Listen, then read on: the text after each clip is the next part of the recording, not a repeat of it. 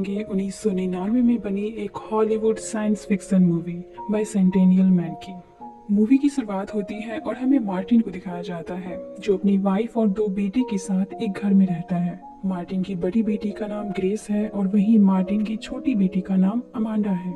एक दिन मार्टिन के घर एक पार्सल आता है। वो कोई छोटा मोटा सामान नहीं बल्कि एक रोबोट होता है जिसे मार्टिन ने डोमेस्टिक यूज के लिए ऑर्डर किया था। अब मार्टिन उस रोबोट को एक्टिवेट करता है। वो रोबोट खुद को मार्टिन फैमिली से इंट्रोड्यूस करवाता है और वो अपनी 3 लॉ के बारे में मार्टिन फैमिली को बताता है।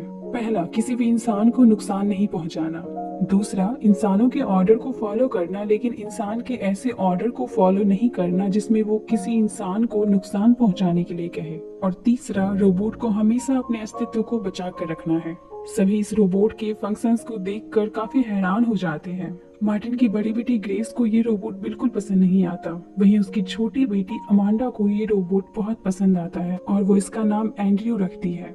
अब मार्टिन बेसमेंट में एंड्रयू को एक रूम रहने के लिए देता है और मार्टिन सोने के लिए चले जाता है। वहीं एंड्रयू खुद को चार्ज में लगा लेता है। दूसरे दिन एंड्रयू घर के कामों में लग जाता है। वो बेसमेंट की सफाई कर रहा होता है, तभी उसे एक जाल में मकड़ी दिखाई देती है। चूंकि एंड्रयू में बहुत सारे बेसिक ह्यूमन फंक्शंस को ऐड किया गया है, इसलिए एंड्रयू उस मकड़ी को उठाकर दूसरी जगह रख देता है जिससे कि उसे कोई हार्म ना हो। सफाई के दौरान एंड्रयू को बेसमेंट में एक ग्रामोफोन मिलता है जिसमें वो काफी इंटरेस्ट दिखाता है।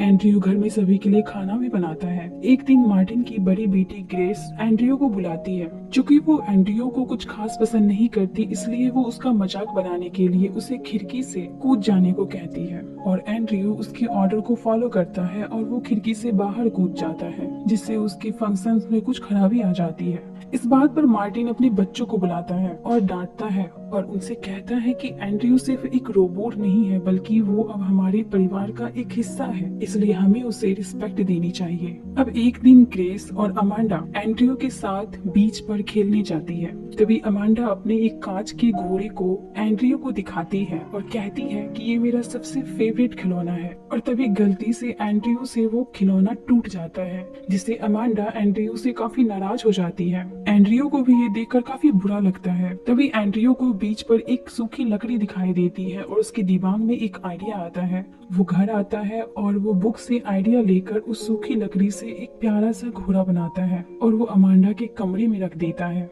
अमांडा उसे देखकर बहुत खुश होती है। इसके बाद एंड्रयू और अमांडा की दोस्ती गहरी हो जाती है।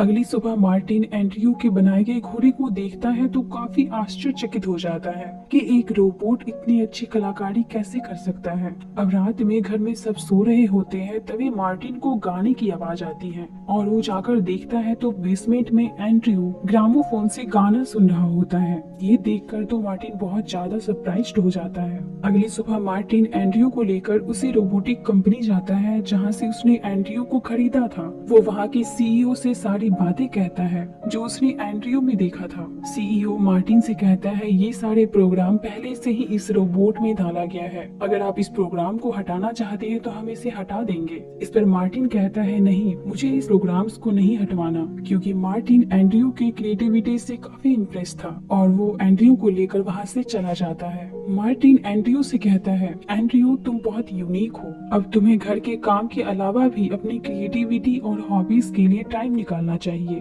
क्योंकि तुम्हारे पास एंडलेस टाइम है और तुम अपने लिए बहुत कुछ कर सकते हो और मैं रोज तुम्हें कुछ टाइम दूंगा और इंसानों के तौर तरीके तुम्हें सिखाऊंगा। अब धीरे धीरे वक्त बीतता है और एंड्रयू अपनी क्रिएटिविटी को और निखारता है। वो लकड़ी से बहुत सारी चीजें बनाता है जिसमें सबसे ज्यादा बड़ी बड़ी घड़ियां होती हैं। इसके अलावा वो इंसानों की इमोशंस और फीलिंग्स को भी सीखता है और अमांडा एंड्रयू को पियानो बजाना भी सिखाती है। धीरे धीरे समय बीता है और अमांडा अब बड़ी हो चुकी है और उसके साथ एंड्रयू और अमांडा का रिश्ता भी काफी स्ट्रॉन्ग हो गया है। एक दिन मार्टिन और अमांडा ये डिसाइड करते हैं कि एंड्रयू ने जो भी लकड़ी की चीजें बनाई है वो उसे बेच देंगे और उससे जो पैसा आएगा उसे एंड्रयू के नाम से अकाउंट खुलवा के उसमें जमा करवा देंगे और वे ऐसा ही करते हैं। मार्टिन एंड्रयू के द्वारा बनाए गए सभी घड़ियों को बेचकर एंड्रयू के नाम से एक अकाउंट खुलवाता है और उसमें सारे पैसे जमा करवा देता है। अब एक दिन एंड्रयू मशीन पर काम कर रहा होता है, तभी एमांडा उसके पास आती है और उसे बताती है कि वो शादी करने जा रही है। और ये बात सुनते ही एंड्रयू का ध्यान उसके तरफ जाता है, जिसके कारण एंड्रयू का एक उंगली मशीन में कट जाता है।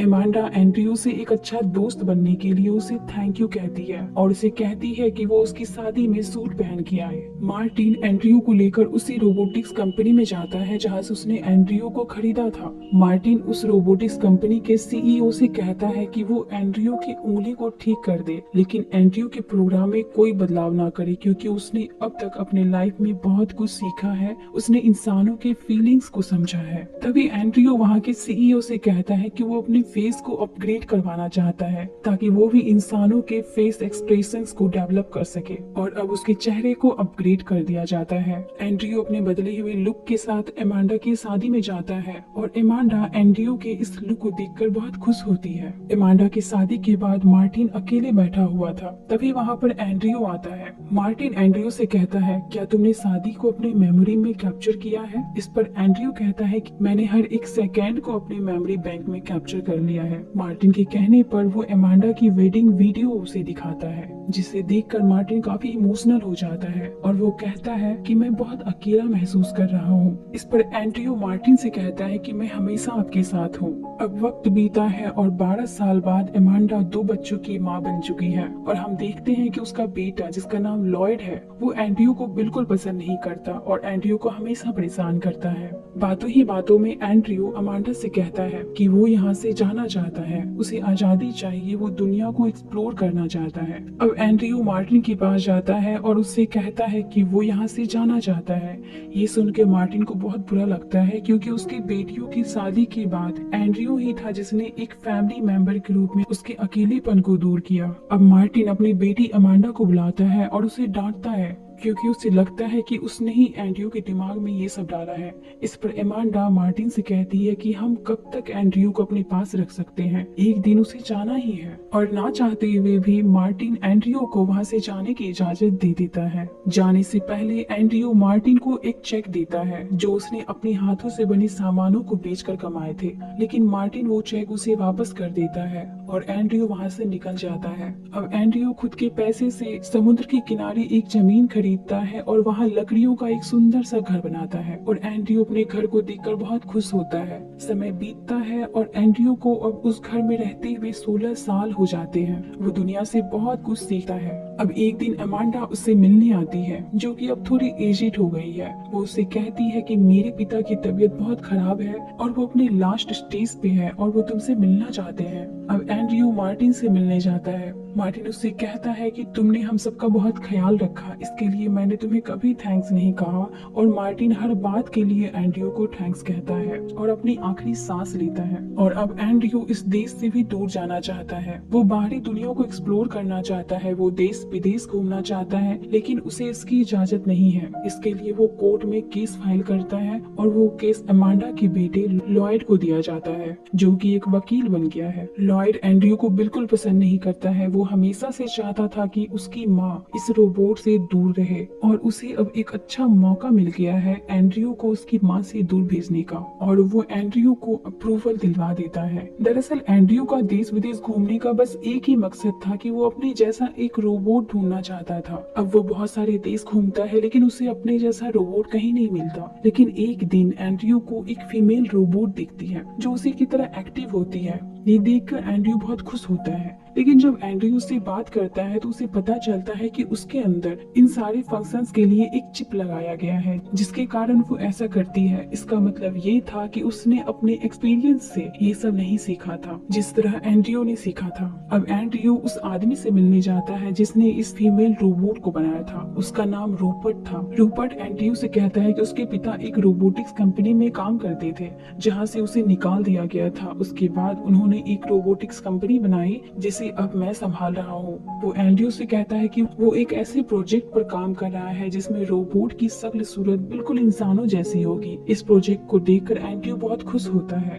लेकिन रूपर्ट एंड्रयू से कहता है कि इसके लिए उसे फंडिंग की जरूरत है। इस पर एंड्रयू कहता है कि इसमें फंड मैं दूंगा, लेकिन इसके बदले सबसे पहले तुम्हें मेरे लिए इस इंसानी सूट को बनाना पड़ेगा जिससे कि मैं इंसानों जैसा दिखूं। अब रूपर्ट एंड्रयू का इंसानी सूट बना देता देता है, जिसे देखकर एंड्रयू बहुत खुश होता है। एंड्रयू दूर होकर भी अमांडा से लेटर के दौरान बात करता था। अब एंड्रयू अमांडा को सरप्राइज देने के लिए उसके घर जाता है और वो वहाँ देखता है कि एक यंग लड़की जो कि बिल्कुल अमांडा जैसी दिखती थी वो पियानो बजा रही है। वो उसे अमांडा समझकर खुद को इंट्रोड्यूस करवाता है और उसे कहता है कि यह कैसे हो सकता है कि तुम इतने यंग दिख रही हो। तभी हम देखते हैं कि एंड्रयू के पीछे से अमांडा आती है जो कि अब बूढ़ी हो गई है। अमांडा एंड्रयू को पहचान नहीं पाती। तब एंड्रयू कहता है कि मैं एंड्रयू हूँ और मैंने खुद को अपग्रेड कर लिया है। अमांडा एंड्रयू को पहचान जाती है और उसे देखकर बहुत खुश होती है। वो कहती है कि ये मेरी ग्रैंड डॉटर है। दरअसल वो अमांडा के बेटे लॉयड की बेटी थी और उसका नाम पोर्सिया था। और अब अमांडा एंड्रयू से कहती है तुम मेरे साथ चलो क्योंकि मुझे तुमसे बहुत सारी बातें करनी है। उसके बाद एंड्रयू अपने पुराने घर में वापस आ जाता है। एंड्रयू अब अपने पास एक डॉग भी रखता है। धीरे धीरे एंड्रयू और पोर्शिया की दोस्ती हो जाती है। कुछ दिनों बाद एंड्रयू को पता चलता है कि अमांडा को हार्ट अटैक आया है। वो उसे मिलने के लिए हॉस्पिटल जाता है। अमांडा के हाथ में वही घोड़ा था जिसे एंड्रयू ने सबसे पहले बनाकर उसे दिया था। अमांडा एंड्रयू को उसकी फ्रेंडशिप के लिए थैंक यू बोलती है और उसके साथ ही अमांडा की मृत्यु हो जाती है। तभी एंड्रयू देखता है कि पोर्शिया की आंखों से आंसू निकल रहे हैं, लेकिन उसकी आंखों में आंसू नहीं है। मतलब वो अपनी फीलिंग्स को एक्सप्रेस नहीं कर पा रहा है। अब एंड्रयू रूपर्ट के पास जाता है और उसे कहता है कि उसे आर्टिफिशियल ह्यूमन ऑर्गन्स चाहिए। रूपर्ट कहता है ये आसान नहीं है, लेकिन वो इस एक्सपेरिमेंट को करेगा और उसका एक्सपेरिमेंट सफल भी होता है। वो एंड्रयू को सावधान भी करता है कि अगर उसके बॉडी में इस आर्टिफिशियल ऑर्गन्स को डाला जाएगा तो उसे बहुत दर्द होगा, लेकिन एंड्रयू इसके लिए तैयार है। वो उसे कहता है कि जब तुम्हारा ये ऑर्गन्स बनकर तैयार हो जाए तो तुम मुझे बता देना, मैं ये ऑर्गन्स लगवाने आ जाऊंगा। अब वो पोर्सिया से मिलने जाता है। धीरे धीरे ये दोनों एक दूसरे को पसंद करने लगते हैं, लेकिन एक दिन पोर्शिया एंड्रयू से कहती है मैं भले ही तुम्हें पसंद करती हूँ, लेकिन मैं तुमसे शादी नहीं कर सकती क्योंकि तुम एक रोबोट हो। ये सुनकर एंड्रयू को काफी बुरा लगता है। वो बिना देरी के रूपर्ट के पास जाता है जिसने अब आर्टिफिशियल ह्यूमन ऑर्गन्स बना लिया था। एंड्रयू उस सारे बॉडी ऑर्गन्स को अपनी बॉडी में फिट करवा लेता है और अब वो पोर्शिया के पास आता है और उससे कहता है कि मेरी आंखों में जोर से टच करो। जैसे ही पोर्शिया एंड्रयू के आंखों में टच करती है उसे दर्द होता है। एंड्रयू पोर्शिया से कहता है कि उसने अपनी बॉडी में आर्टिफिशियल ह्यूमन ऑर्गन्स लगवाए हैं, मतलब वो अब लगभग एक ह्यूमन बन चुका है। पोर्शिया ये देखकर बहुत खुश होती है, लेकिन उससे कहती है कि उसकी शादी होने वाली है। ये सुनकर एंड्रयू को बहुत बुरा लगता है और वो उदास हो जाता है। वहीं दूसरी तरफ हमें रोबोट को दिखाया जाता है जो नोटिस करता है कि उसकी फीमेल रोबोट का बिहेवियर चेंज हो गया है। वो समझ जाता है कि ये सब एंड्रयू ने किया है। वो एंड्रयू के पास जाता है और उसे उस रोबोट का चिप वापस मांगता है। पहले तो एंड्रयू मना कर देता है, लेकिन बाद में वो मान जाता है और वो चिप उसे दे देता है। इसके बाद ये दोनों पोर्शिया के एंगेजमेंट पार्टी में जाते हैं और दूर से एंड्रयू पोर्शिया को देखता है और पोर्शिया भी अपने एंगेजमेंट से खुश नहीं है। वो एंड्रयू को याद कर रही होती है। अब दूसरे दिन एंड्रयू पोर्शिया से मिलने जाता है और उससे कहता है कि वो अब एक कंप्लीट ह्यूमन बन चुका है और वो उससे बहुत प्यार करता है। अब दोनों एक दूसरे के साथ एक अच्छा वक्त बिताते हैं और हम देखते हैं कि एंड्रयू वास्तव में एक ह्यूमन के जैसे बिहेव कर रहा होता है। वो इंसानों के जैसे खाना भी खाता है, लेकिन पोर्शिया एंड्रयू से कहती है कि उसके रिश्ते को लोग नहीं मानेंगे। अब एंड्रयू कोर्ट में एक केस फाइल करता है और वो ये होता है कि उसे अब इंसानों का दर्जा दे दिया जाए, क्योंकि वो इंसानों के जैसे हर चीज महसूस कर सकता है। उसे दर्द होता है, वो खाना खा सकता है, उसके इंसानों के जैसे इमोशंस है और उसे प्यार भी हुआ था। लेकिन एंड्रयू अपना केस हार जाता है, बस एक चीज के कारण कि वो इंसानों के जैसे समय के साथ नहीं चल सकता था। उसे कहा जाता है कि तुम कभी मर नहीं सकते। अगर तुम अमर हो, अगर तुम्हें इंसानों का दर्जा दे दिया गया तो इंसानी दुनिया में असमानता फैल जाएगी। अब कई साल बीत जाते हैं और पोर्शिया समय के साथ बूढ़ी हो जाती है, लेकिन एंड्रयू अभी भी यंग दिखता है। एंड्रयू पोर्शिया से कहता है कि आज ऐसी टेक्नोलॉजी अवेलेबल है जिसके द्वारा तुम भी हमेशा के लिए जिंदा रह सकती हो, लेकिन पोर्शिया उसके लिए मना कर देती है। वो कहती है कि इंसान की लाइफ साइकिल कुछ सालों की ही होती है, जिसमें उसे अपने कुछ जरूरी काम पूरे करने होते हैं और उसके बाद उसे मरना पड़ता है और यही इंसान की नियति होती है। और अब ये सुनकर एंड्रयू भी सोचने लगता है उसे भी अब पूरी तरह से इंसान बनना है, मतलब उसे भी इंसानों की तरह अब मरना भी है। इसलिए अब वो फिर से रूपर्ट के पास जाता है और वो रूपर्ट से कहता है कि उसकी बॉडी में जो लिक्विड है उसे चेंज करके उसकी जगह पर उसकी बॉडी में ब्लड डाल दे। इस पर रूपर्ट एंड्रयू से कहता है कि अगर तुम्हारी बॉडी में ब्लड डाला गया तो तुम ज्यादा दिन तक जिंदा नहीं रह पाओगे और तुम इंसानों के जैसे मर जाओगे। और वास्तव में एंड्रयू भी यही चाहता था और अब रूपर्ट एंड्रयू की बॉडी में ब्लड डाल देता है। और अब हम देखते हैं कि कुछ सालों बाद एंड्रयू बूढ़ा हो जाता है और आज एंड्रयू को इस दुनिया में आए हुए 200 साल हो जाते हैं। वो कोर्ट में पिटीशन डालता है और कहता है कि मुझे इंसान होने का दर्जा दे दिया जाए क्योंकि मैं भी इंसानों की तरह बूढ़ा हो रहा हूँ और इंसानों की तरह ही मरना चाहता हूँ। और वहाँ उसके साथ पोर्शिया भी होती है। कोर्ट उससे कहती है कि हमें फैसला सुनाने के लिए कुछ वक्त चाहिए।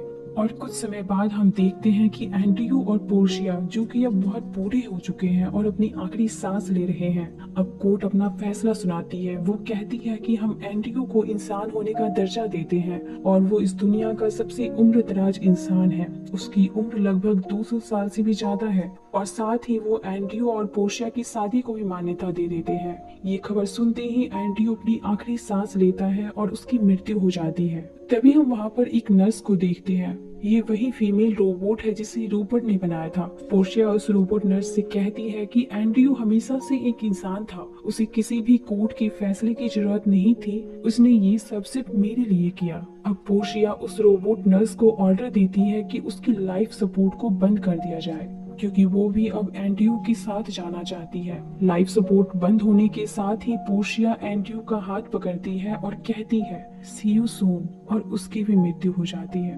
और इसी के साथ इस मूवी का द एंड होता है। इसी